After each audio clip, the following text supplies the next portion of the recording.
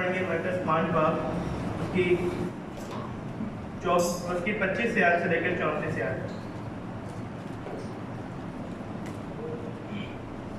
फिर एक औरत जिसके 12 बरस से खून जारी था और कई तबीबों से बड़ी तकलीफ उठा चुकी थी और अपना सब माल खर्च करके भी उसे कुछ फ़ायदा ना हुआ था, बल्कि ज़्यादा बीमार हो गई थी।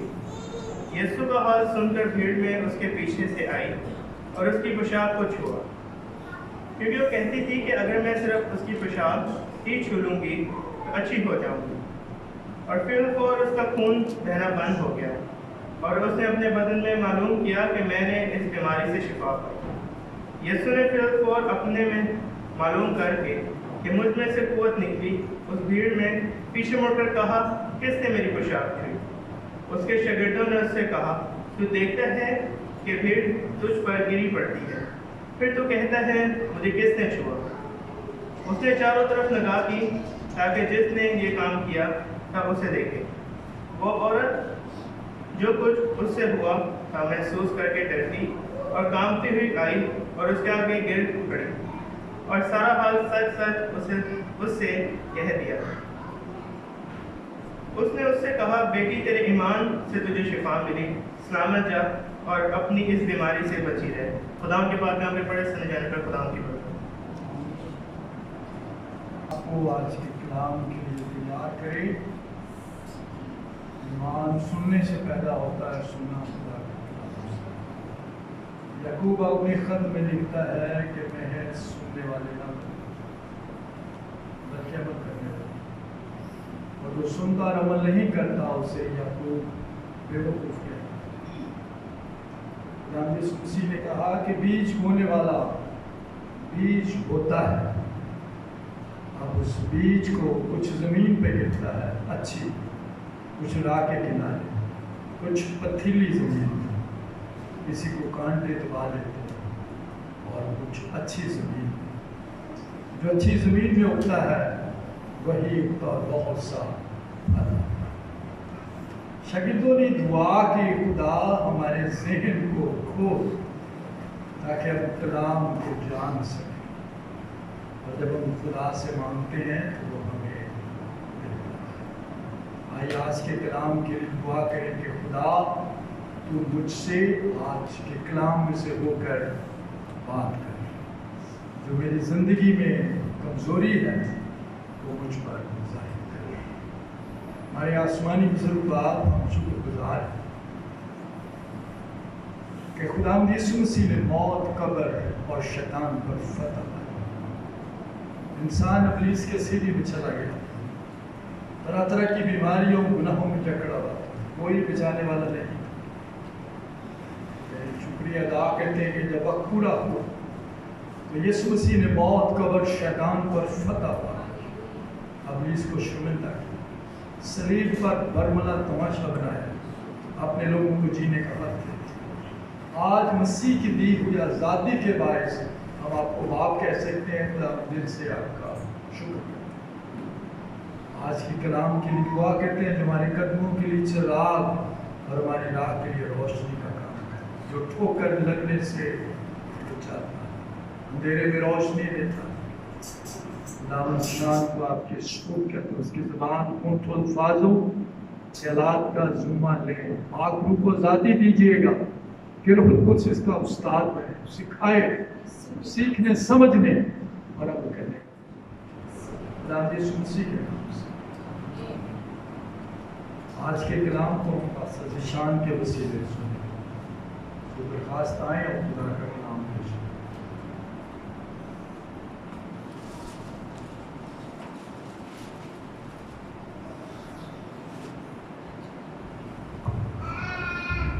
एक बार फिर अपनी आंखों को बंद करेंगे, खुदा उनकी हुजूरी को महसूस करेंगे, सब दुआ करेंगे आज के कलाम के लिए।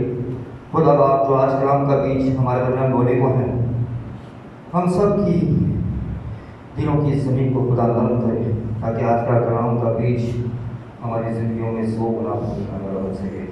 सब अपनी आंखों को बंद करेंगे और खुदा उनकी हुजूरी को महसूस करेंगे। खुदा पाक रूह आज जुम्बश तू कर, छू ले हर जिंदगी को, खाली दामन दे भर, ऐ खुदा पाक रो, आज जुम्बश तू कर, छू ले हर जिंदगी को, खाली दामन दे भर, अंधी आँखें खुले, मुर्दा दिल भी जला, अंधी आँखें खुले, मुर्दा दिल भी जला, तू है कादिर खुदा, अपनी कुदरत दिखा, तू है कादिर खुदा, अपनी कुदरत दिखा, अपनी कुदरत दिखा, आज तुझ पर लगी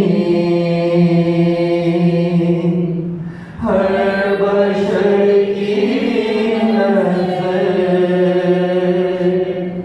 छू ले हर जिंदगी को, खाली दामन भी भर, खाली दामन भी भर।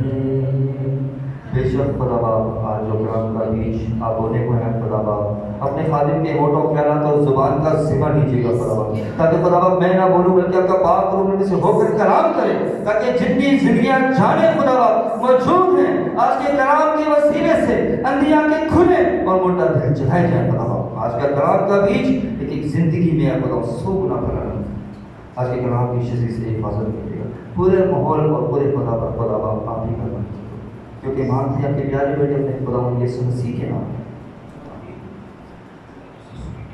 यीशु मसीह के मीठे और बबरकत नाम में आप सबको सलाम। आज हम जिस टॉपिक पर बात करने लगे हैं वो दो हैं। यीशु मसीह हमारा मौजूद का खुदा, यीशु मसीह हमारा मौजूद का खुदा, और दूसरा है ईमान से शिफा। आज हम जिस पर बात करने लगे हैं उसके दो टॉपिक हैं, पहला यीशु मसीह हमारा मौजूद का खुदा, और दूसरा ईमान से शिफा। अभी जैसे तलावत की गई मरकज 5 बाब और उसकी 25 से 34 आयत में हमें यहाँ पर एक औरत का जिक्र मिलता है जो 12 वर्ष से एक बीमारी में मुब्तला है और जिसको शिफा नहीं मिल रही। वो एक ऐसी बीमारी में है कि हो सकता है कि अगर वो इस वक्त को नहीं पहचानती तो इस बीमारी में ही मर जाती।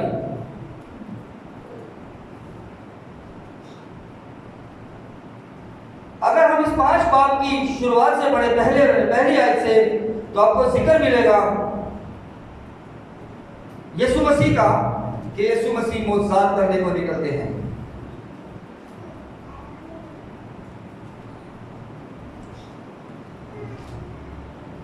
लिखा है और वो झील के पार गरासीनियों के इलाके में पहुंचे और जब वो कश्ती से उतरा तो फिर वो एक आदमी जिसमें नापाक रूह थी कब्रों से निकलकर उससे मिला। अब ये शुरुआत जो है एक जगह के नाम से की जाती है गरासीनियों का इलाका। यहां पर एक शख्स की मुलाकात होती है यीशु मसीह से, जिसमें बदरुओं का क्या था? लश्कर था। और जब खुदा यीशु मसीह इसके लिए दुआ करते हैं तो ये क्या पाता है? शिफा पाता है। जब यीशु मसीह पे हाथ रखते हैं तो क्या होता है? शिफा पाता है। और जब ये जिंदगी शिफा पाती है तो ये यीशु मसीह के पीछे चलने की, यीशु मसीह के साथ चलने की हिम्मत करती है कि मुझे खुदा यीशु मसीह आपके साथ चलना है। पर यीशु मसीह उसको क्या करते हैं? मना करते हैं। और क्या करते हैं कि अपने पास के गांव में जाकर इसकी क्या करो? मुनादी करो। अगर हम यूहन्ना पढ़े तो यूहन्ना में इस बात की वजाहत मिलती है कि जब इसने मुनादी की तो इसने एक शहर में नहीं बल्कि लिखा है कि कई शहरों में जाकर इसने इस खुशखबरी का पैगाम दिया कि यीशु मसीह ने मुझे शिफा दी। और उसके बाद ये बात रुकी नहीं। उसके बाद हम गौर करते हैं कि यीशु मसीह जब फिर कश्ती में पार गए तो एक बड़ी भीड़ उसके पास जमा हुई और वह झील के किनारे और इबादत खाना के सरदारों में से एक यार नाम आया और उसे देखकर उसके कदमों में गिरा। अब यहाँ पर एक जिंदगी खुदा यीशु मसीह के पास आती है और बताती है कि मेरी बेटी जो है, छोटी बेटी बीमार है, आप उस पर हाथ रखेंगे तो वो शिफा पाएगी, उसकी जिंदगी दराज होगी, वो मरेगी नहीं। अब ये चीज भी उसको किससे मालूम हुई? इस शख्स से, क्योंकि इसने शहरों में जाकर क्या की? मुनादी की। और उसके बाद ही हम गौर करते हैं कि इस मुनादी के ही वसीले उस औरत तक भी खुशखबरी का पैगाम पहुंचता है जो औरत 12 वर्ष से क्या थी? बीमारी में मुब्तला थी। और ये खुदा के कलाम को क्या करती है? सुनती है कि खुदावंद यीशु मसीह आ चुके हैं, जिसके बारे में पेशेंट गोया की गई थी, उस दुनिया में आ चुके हैं। और वो क्या करती है? निकलती है, बाहर निकलती है कि मैं सिर्फ खुदावंद यीशु मसीह के कपड़े को छू लूंगी तो मैं शिफा पाऊंगी। बहुत ईमान के साथ चलती है, ईमान की मजबूती के साथ चलती है। अब सोचने की बात यह है कि क्या इस औरत के लिए इस शिफा को पाना क्या बहुत आसान था? कि आराम से उठी, खड़ी हुई और भीड़ में गई और खुदा यीशु मसीह को छुआ और वो शिफा पा गई।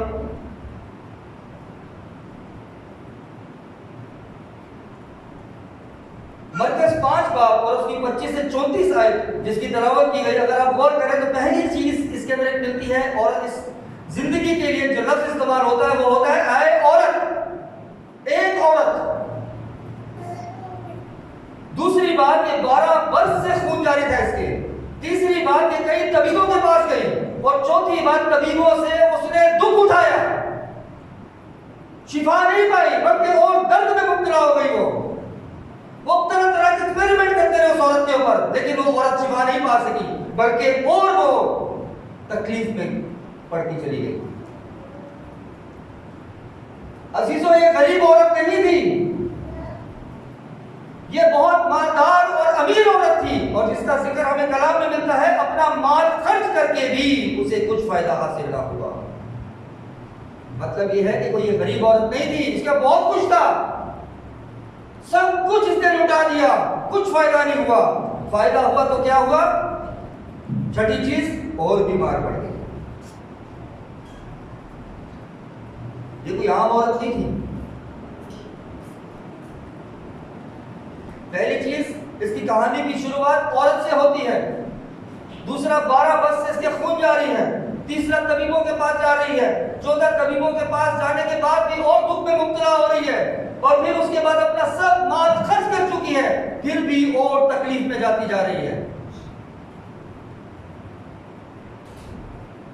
अजीजों, अगर हम इस बीमारी के बारे में गौर करें तो पुराना अहदनामा हमें इस बीमारी के बारे में क्या बताता है? अगर हम पुराने अहदनामे पर गौर करें तो पुराने अहदनामे में इस बीमारी के बारे में क्या लिखा हुआ है? क्या आपने कभी गौर किया? ये इस औरत के लिए कोई शिफा पाना कोई आसान बात नहीं थी।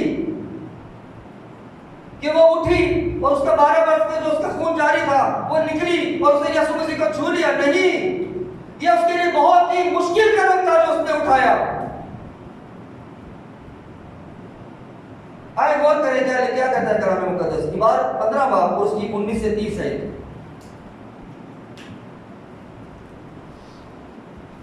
मैं चाहूंगा कोई भी इसको बुलंद आवाज से पढ़े। इबार 15 बाब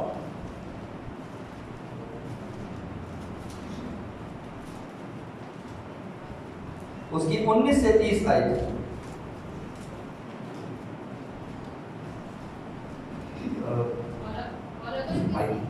माइक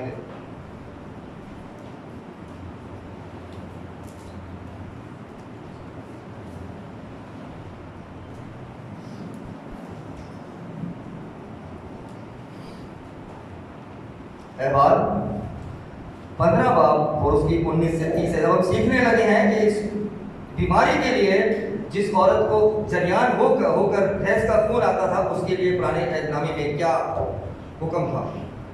और अगर किसी औरत को ऐसा जरियान हो कि उसे हसीस का खून आए तो वो 7 दिन तक नापाक रहेगी। यहाँ पर लिखा है पहली चीज वो 7 दिन तक नापाक रहेगी। उसके बाद और जो कोई उसे छुए जो कोई उसे छुएगा वो वो भी शाम तक नापाक रहेगा। शाम तक नापाक रहेगा।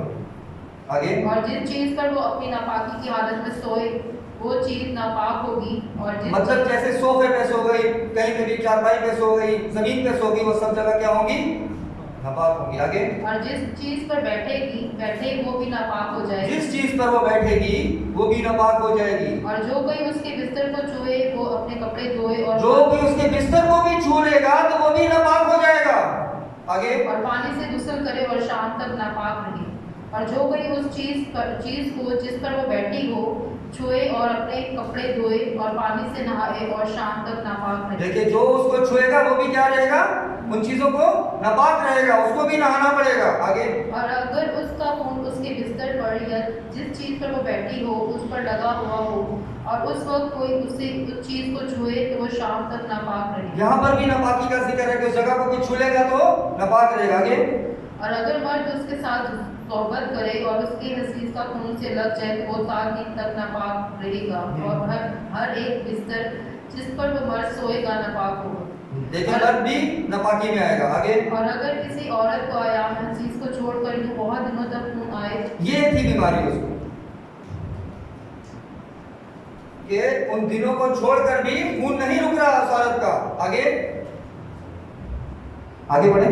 और तो जब तक उसको ये मैदा खून आता रहेगा तब तक वो ऐसे ही रहेगी जैसे हसीस के दिनों में रहती है। वो नापाक है। और इस जरियान खून के कुल आयाम में जिस बिस्तर पर वो सोएगी वो बिस्तर इस आयाम में वो जिस बिस्तर पर सोएगी वो हसीस के बिस्तर की तरह नापाक होगा। आगे और जिस चीज पर वो बैठेगी वो चीज हसीस की निजासत की तरह नापाक होगी। और जो कोई उन चीजों को छुए वो नापाक होगा। जो कोई उन चीजों को छुएगा वो भी नापाक होगा। आगे वो अपने कपड़े धोए और पानी से गुस्ल करे और शाम तक नापाक रहे। और जब वो अपने जरियान से शफा पाए तो 7 दिन गिने, तब उसके बाद वो पाक ठहरेगी। देखिए जब वो इस चीज से इस अमल से गुजर जाए तो 7 दिन गिने, उसके बाद आगे पाक ठहरेगी। 8वें दिन। और 8वें दिन वो 2 कुमड़ियां या कबूतर के 2 अब बच्चे। देखिए यहाँ पर क्या लिखा है? 8वें दिन वो 2 कुमड़ियां या 2 कबूतर के बच्चे आगे बच्चे लेकर उनको खैमश कमा के दरवाजे पर काहिन के पास लाए। और काहिन एक को खता की कुर्बानी के लिए और दूसरे को सोखती कुर्बानी के लिए गुजराने। यूं काहिन उसके नापाक खून के जरियान के लिए खुदावन के हजूर उसकी तरफ से कफारत है। आमीन। क्या ये आसान बीमारी में थी? कोई भी इसको छू लेगा तो वो नापाक हो जाएगा, या वो किस चीज को छू लेगी तो वो नापाक हो जाएगी। अब अजीजों सोचे कि ये 7 दिन की नहीं है तकलीफ, ये 12 वर्षों से तकलीफ के अंदर है। और हो भी सकता है कि वो इस इलाके में ना रहती हो, वो हो सकता है कि किसी कोने में किसी अलग जगह में घर लेके रह रही हो, जहां पर ना तो उसे कोई छू सके और ना वो किसी चीज को छूकर नापाक कर सके। उस वक्त के कानून बहुत सख्त थे। वो औरत भीड़ में नहीं रहती होगी, बल्कि 12 वर्ष से बहुत दुख में थी किसी को देखती नहीं होगी, कोई उसे देखना पसंद नहीं करता होगा। अगर हम इस आयत पर गौर करें तो वो आयत जो औरत थी वो बहुत मुसीबत में थी। कोई उससे मिलना पसंद नहीं करता होगा कि नापाकी में यहां चला जाए।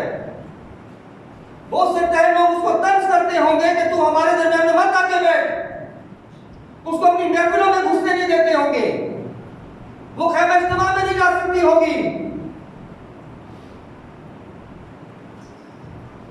वो एक ऐसी जिंदगी गुजार रही थी कि जिसमें हो सकता है कि वो जिंदगी के आखिरी स्टेज पे थी।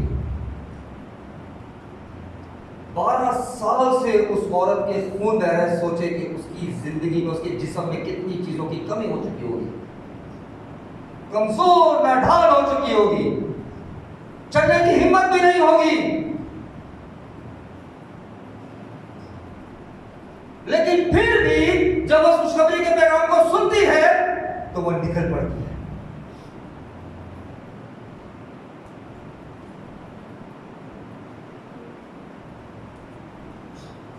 मरकज 5 बाब और उसकी 27 आयत तो अगर गौर करें तो यहां पर वो खुदावंद यीशु मसीह के बारे में सुनती है। यीशु मसीह का हाल सुनती है कि यीशु मसीह मुर्दों को जिंदा करते हैं, अंधों को आंखें देते हैं, लंगड़े चलते हैं, गूंगे बोलते हैं, बीमार अपनी बीमारियों से शिफा पाते हैं।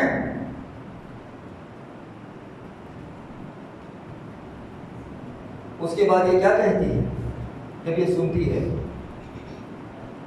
15 बाब और उसकी 28 है मरकज, जल्दी से क्योंकि वो कहती थी कि अगर मैं सिर्फ उसकी पोशाक ही छूऊंगी तो अच्छी हो जाए। कहती थी मैं सिर्फ उसकी पोशाक ही छू लूं तो अच्छी हो जाऊंगी। कितना बड़ा ईमान था उसका। कई तबीबों के पास गई, पूरा माल खर्च कर दिया, उसको उम्मीद मसीह में नजर आई। उसने उस खुशखबरी के पैगाम को समझा, उसने वक्त को समझा।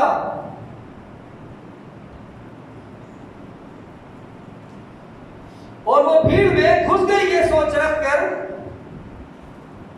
कि मैं सिर्फ उसकी पोशाक ही छू लूं तो अच्छी हो जाऊंगी।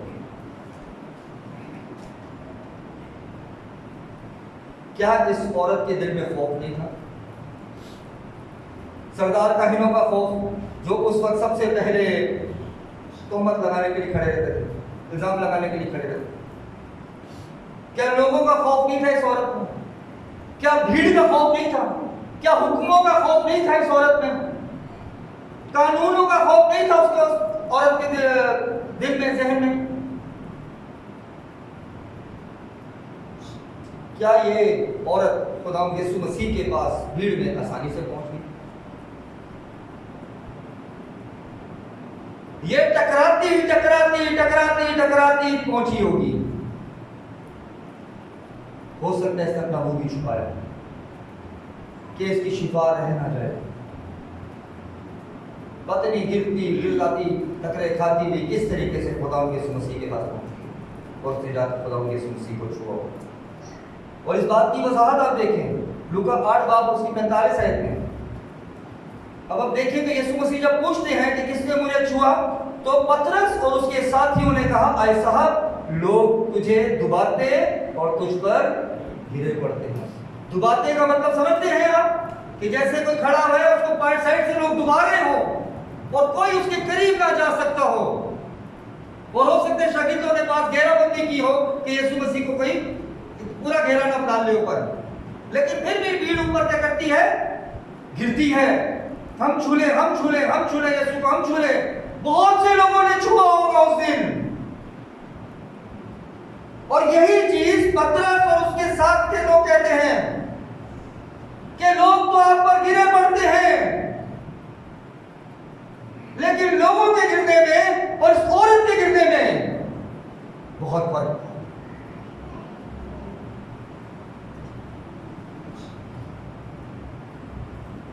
पता नहीं कितनी मर्दों की तादाद होगी बीच में, भीड़ में।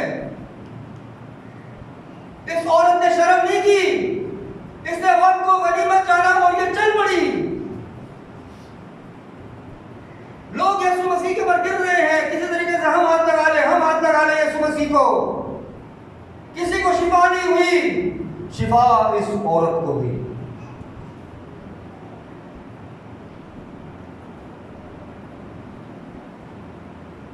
बहुत मुश्किल था इस औरत का खुदा यीशु मसीह तक पहुंचना, और जो वजह थी पहुंचने की इस औरत की खुदा यीशु मसीह तक, वो था ईमान।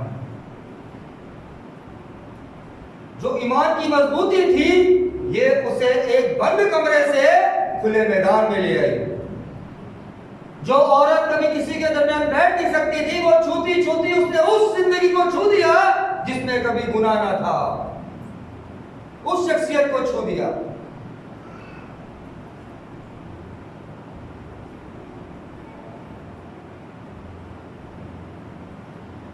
कहती थी सिर्फ उसकी पोशाक ही छू लूंगी तो शिफा पाऊंगी। वो औरत यकीनन सोचती होगी कि मैं शिफा पाऊंगी, चुपके से निकल जाऊंगी, क्योंकि उसकी बीमारी ऐसी थी कि हो सकता है वो किसी को जाहिर ना करना चाहती। मरकज 5 बाब और उसकी 29 आयत में देखें तो औरत क्या करती है, शिफा पाती है। पढ़े साहिब को। और फिर उसका खून बहना बंद हो गया। छूते साथ ही उसका खून क्या हुआ? 12 वर्ष से औरत बीमारी में है, सिर्फ खुदा यीशु मसीह को छुआ और सब खत्म। उसी वक्त औरत हील हो गई, औरत शिफा पा गई। आगे और उसने अपने बदन में मालूम किया कि मैंने इस बीमारी से शिफा पा। उसने अपने अंदर ही मालूम कर लिया, उसको पता चल गया कि मैं शिफा पा चुकी। आगे यीशु ने फिर अपने में मालूम कर दिया। यीशु मसीह ने एकदम अपने में मालूम किया। आगे ये मुझ में से कुव्वत ये मुझ में से कुव्वत निकली है। अब इतने लोग छूते थे, तब ये खुदा यीशु मसीह ने नहीं कहा कि मुझ में से कुव्वत निकली है, लेकिन जब ये औरत छूती है तो खुदा यीशु मसीह क्या कहते हैं? मुझ में से कुव्वत निकली है। ये है ईमान। क्या हमारे में इतना ईमान है? ये ईमान की बात की जा रही है। लोग गिरते हैं खुदा यीशु मसीह पर कि हम छू लें, यीशु मसीह को छू लें, लेकिन किसी को शिफा नहीं हो रही। इस औरत को, जिसके बारे में कानून था कि वो 7 दिन तक नापाक रहेगी, जो उसे छुएगा वो नापाक हो जाएगा, जो उसकी किसी चीज को छुएगा वो नापाक हो जाएगा, जो उससे छू लेगा वो नापाक हो जाएगा, लेकिन ये नापाक औरत कैसे शिफा पा गई?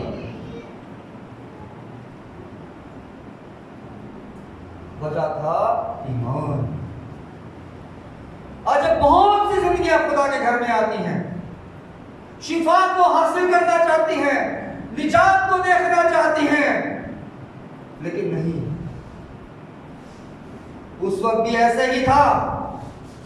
बहुत से लोग यीशु मसीह पर गिरे पड़ते हैं कि हम शिफा पा जाए, हम शिफा पा जाए, हम शिफा पा जाए, लेकिन वो ढोंगी थे।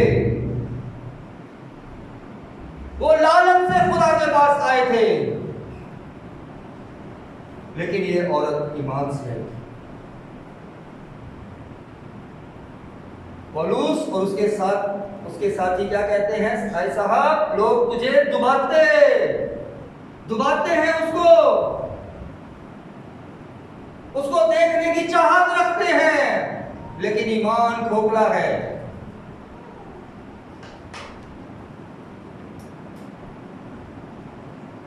आगे बढ़ें। यीशु ने फिर अपने में मालूम करके कि मुझसे कुव्वत निकली, उस भीड़ में पीछे मुड़कर कहा, किसने मेरी पोशाक छुई? यीशु मसीह ने कहा, किसने मुझे पोशाक को छुआ? क्या खुदा यीशु मसीह नहीं जानते थे किसने छुआ है? जानते थे। खुदा यीशु मसीह जानते थे किसने छुआ है, लेकिन खुदा यीशु मसीह उस भीड़ को बताना चाहते थे कि ईमान ऐसा होना चाहिए इंसान का। आगे उसके शागिर्दों ने उससे कहा, तू देखता है कि भीड़ तुझ पर गिरी पड़ती है, फिर तू कहता है मुझे किसने छुआ? फिर तू कहता है मुझे किसने छुआ? मतलब वो लोग छूते थे, लेकिन चंगाई औरत को मिली। लिखा है नापाक हो जाती थी जगह जहां वो बैठे, जहां वो छुए, लेकिन खुदा यीशु मसीह को छूने से नापाकी खत्म। Hallelujah, hallelujah. ये है खुदा का काम, जो खुदा की मोहब्बत है, जो उसने खुदा यीशु मसीह से होकर हम पर जाहिर की। पर हमने आज तक खुदा यीशु मसीह की मोहब्बत को, खुदा की मोहब्बत को समझा नहीं, ना हमने जाना है।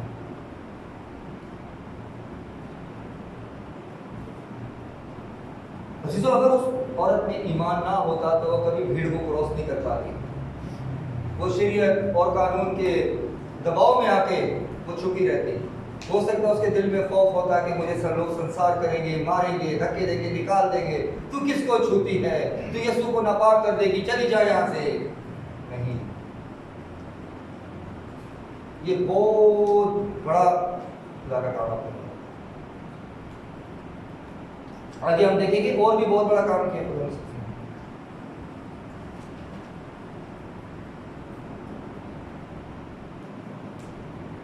आगे बढ़ें, 32 आयत। उसने चारों तरफ निगाह की ताकि जिसने ये काम किया था उसे देखे। यीशु मसीह ने चारों तरफ निगाह की, इसे देखे। आगे वो औरत जो कुछ उससे हुआ था महसूस करके डरती और कांपती। ये देखिए, औरत डरती थी कि अगर मैं भीड़ में उस बात का इकरार कर दूं कि मेरे में क्या बीमारी थी तो शायद मेरे लिए मुश्किल हो जाए। आगे, और उसके आगे गिर पड़ी और सारा हाल सच उससे कह दिया। अब खुदा यीशु मसीह के आगे क्या हुई? गिर पड़ी, या खड़े हो गए बड़े फकर के साथ कहने लगे, खुदा यीशु मसीह के सामने गिर पड़ी। अजीजों, इस हवाले में औरत का यीशु मसीह के आगे गिरना इस बात की वजाहत थी कि उसने खुदा यीशु मसीह को अपना शख्सी नजात दहिंदा कबूल किया। हवाला निकाला रोमियो 10 बाब और उसकी 9 से 10 आयत।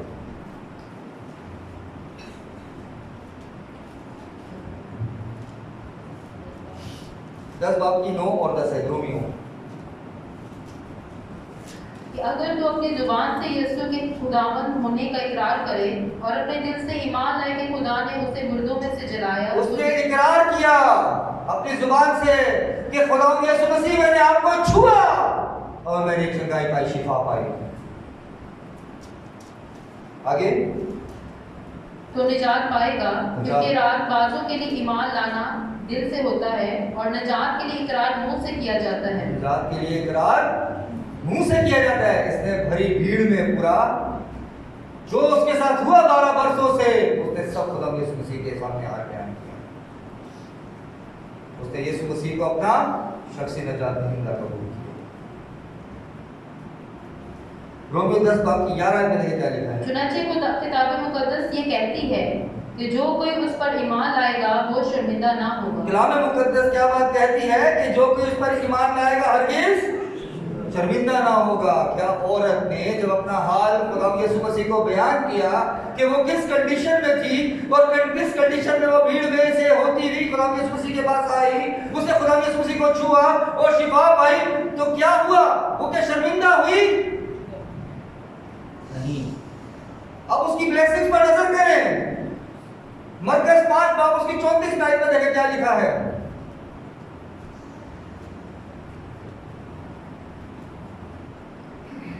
और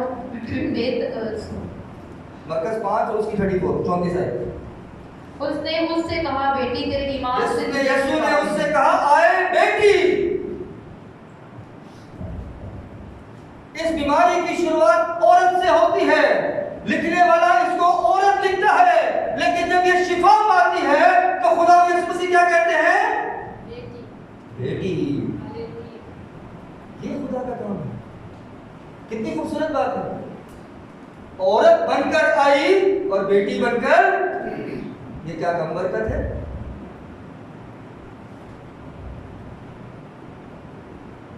बेटी खानदान में शामिल करना।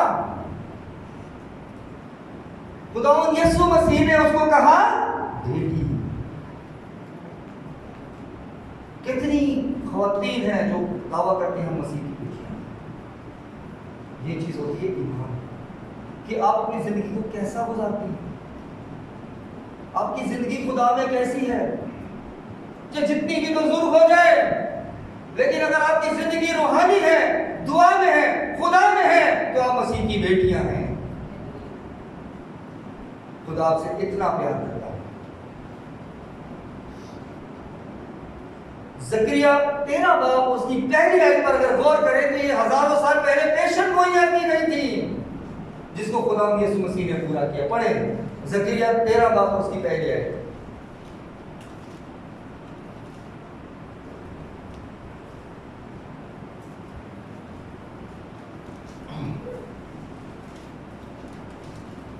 जकरिया 13 बाब और उसकी पहली आयत।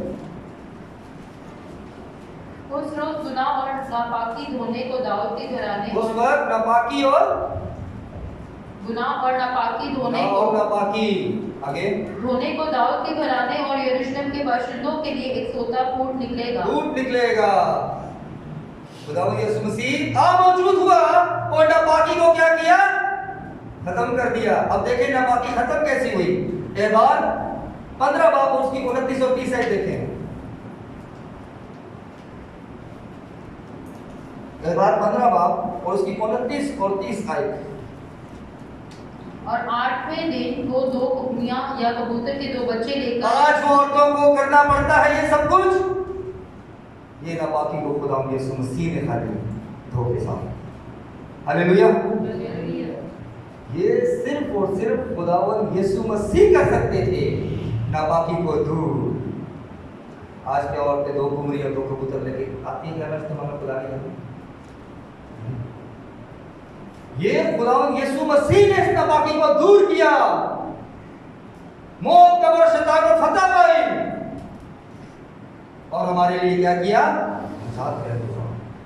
अब हमारे ऊपर है क्या हम खुदावंद यीशु मसीह पर भरोसा रखते हैं? क्या हमारा ईमान इस औरत की तरह, चाहे वो बेटे बेटियां बच्चे बूढ़े गीत गाते ना, गुनाह चाहे मोह कर मुझे बर्फ की मारे, ये हमारा खुदावंद यीशु मसीह के अलावा किसी में ताकत नहीं है। सिर्फ यीशु नाम है जो हमें शिफा देता है। इसके अलावा हमारे में कोई ऐसी बात नहीं, कोई दुनिया में और ताकत नहीं है जिसके नाम से कोई बीमारी है। सिर्फ यीशु नाम है जिसके नाम से पूरी बीमारियां कांपती हैं, बदरुएं कांपती हैं, शिफाएं होती हैं। यीशु नाम है। देखिए ऐसी शिफा दी कि सब कुछ खत्म कर दिया। कोई कुमरियों की जरूरत नहीं, कोई कबूतरों की जरूरत नहीं। अब सब मसीह की बेटियां हैं। ये है खुदा का नाम। आए गौर करें रोमियो 4 बाब की 15 और 16 आयत। सॉरी इब्रानियों 4 बाब और उसकी 15 और 16 आयत।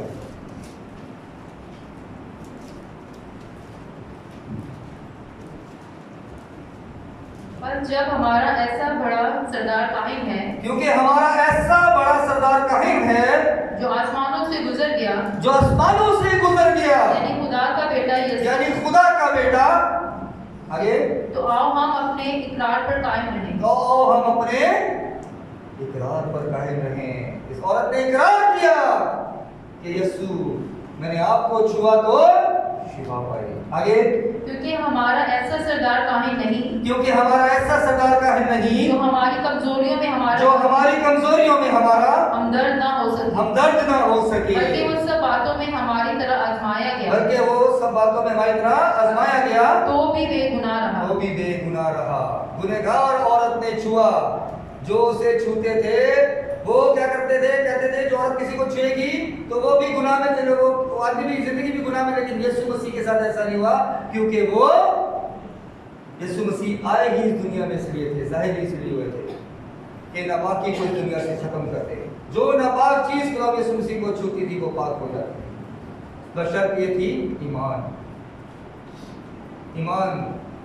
ईमान से शिफा। 16 आयत में देखिए क्या लिखा है। बस आओ हम फजल के तख्त के पास बस आओ हम फजल के तख्त के पास दलेरी से चले। दलेरी से चले। ये औरत दलेरी से चली थी। इस औरत में खौफ नहीं था कि सरदार काहिम क्या कहेंगे, लोग क्या कहेंगे, भीड़ क्या कहेगी, या मुझे लोग निकाल देंगे, संसार करेंगे, मारेंगे, बदतमीजी करेंगे। आगे क्या? ताकि हम पर रहम हो। ताकि हम पर रहम हो और वो फजल हासिल करे। फजल, ये खुदा यीशु मसीह ने पर रहम और फजल को जाहिर किया। औरत ना नहीं बल्कि बेटी बन गई। आगे बढ़े। जो जरूरत के वक्त हमारी मदद करे। जो जरूरत के वक्त, जब उस औरत को जरूरत थी तो खुदा यीशु मसीह ने उसको शिफा दी। वो यीशु आज हमें भी शिफा देने की कुदरत रखता है, बशर्त ये कि हमारे ईमान की भी मजबूती होनी चाहिए। जब हमारे ईमान की मजबूती नहीं तो शिफा भी नहीं।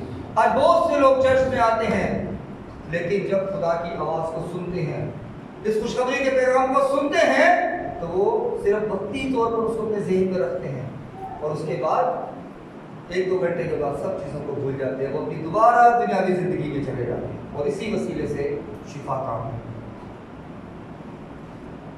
यीशु मसीह ने क्या कहा था बेटी को?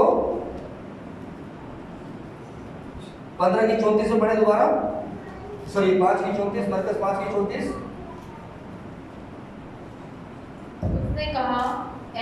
उसने कहा बेटी तेरे ईमान से तुझे शिफा, तेरे ईमान से तुझे शिफा मिली। ईमान आज अगर हमारे दरमियान है, हमारे अंदर है, तो आज हम शिफा पाएंगे। जितने भी खातों के पास जाएं, कितने भी चर्चिस को चेंज कर लें, कितनी भी दुआएं कर लें, कितना भी गिड़गिड़ा लें, जब तक आपका अपना ही ईमान ना हो तो शिफा कैसे कामिल हो? अपने आप को मजबूत करना है शिफा। आपका ईमान होना चाहिए मसीह में कि मसीह के नाम से मुझे शिफा मिले। आगे क्या लिखा है? सलामत जा और अपनी इस बीमारी से बची रह। अपनी इस बीमारी से बचे हम कैसे रहेंगे? जब हम खुदा के हाथ के नीचे रहेंगे। लेकिन जब हम शिफा पाने के बाद दोबारा दुनियावी रस्मों में चले जाएंगे तो हम कैसे बीमारी से बचे रहेंगे? तो लाजिम शैतान को मौका मिलेगा और दोबारा अटैक करेगा। क्यों? क्योंकि आपने खुदा ने जो आपके चारों तरफ घेराबंदी की, आपने उसको खुद खत्म किया, खुदा ने नहीं। खुदा मोहब्बत करता है, हम बेवफा, खुदा वफादार है। खुदा ने इंसान को मोहब्बत पर ही बनाया और वो आज भी खुदा इंसान से मोहब्बत करता है।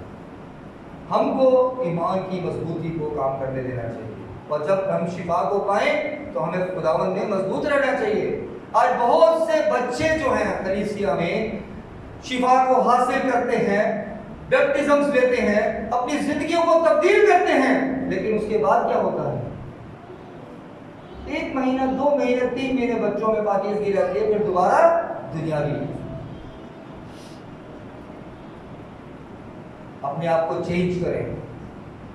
खुदावंद में जब आएंगे तो बरकत पाएंगे और यही खुदा का कलाम है कि फजल और रहम को खुदा हम सब पर जाहिर करना चाहते हैं। अब ये हमारे ऊपर है कि हमारी ईमान की मजबूती हमारे में कितनी है। आपके कलाम के वसीले से खुदा हम सबको बड़ी हो।